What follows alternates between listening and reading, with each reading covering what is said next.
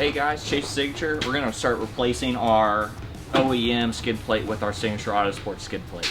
Now what we're going to be doing is taking our front skid off, and I'm going to show you how to do that. Take it off and then put our new Signature Autosports one on.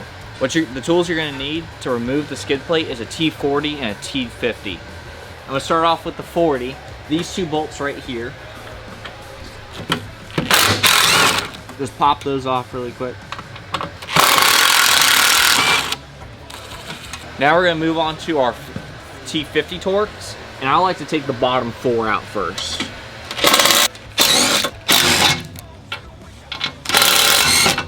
Now that I got the bottom 4 down, one of them was a little stuck, we're going to get the this front tube out. So right off the bat, you'll notice how much lighter our skid plate is. So here's how we're going to put it up. What I like to do is take this front tab and come up underneath and just come out low and kind of hook that tab under your bumper, and that's going to make your life a lot easier. I like to do it the opposite as I take off the front. I like to start with my lower hardware. So all you got to do now is just get one bolt in. So now I got my one in. Now I'm free to let it hang since our tab's holding it. Now I'm going to move on, just threading in all the bolts. Down to the bottom 4 are going to be M10 30s, and up the top 2 are going to be M10 40s. And these very top 2 on the tab are going to be M8 30s. I like to leave everything loose until last, and then finally put these in. So now what we're going to do is start snugging up all our bolts. I like to get them all somewhat cinched, but don't torque them down always. So if you're using an impact gun, set it to the low setting. If you're doing it by hand, just get it nice and about hand tight.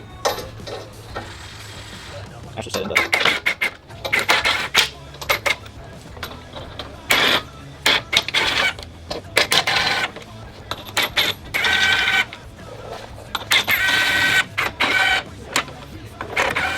Alright, now I'm going to go ahead and torque it all the way down. I'm going to start with these top 2, and then I'm going to work my way down.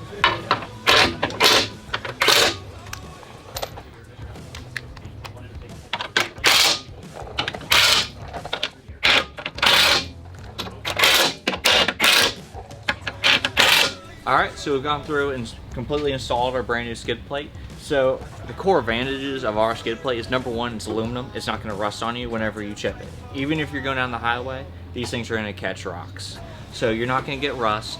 And then our big one that we really like is you still get your airflow, but that stupid chicken wire mesh that the OEM one has is gone. Now you got 3/16 aluminum mesh, and this stuff right here is going to take your hits. It's the same thickness as the body. It's all one piece. No rock, nothing's going to go through this.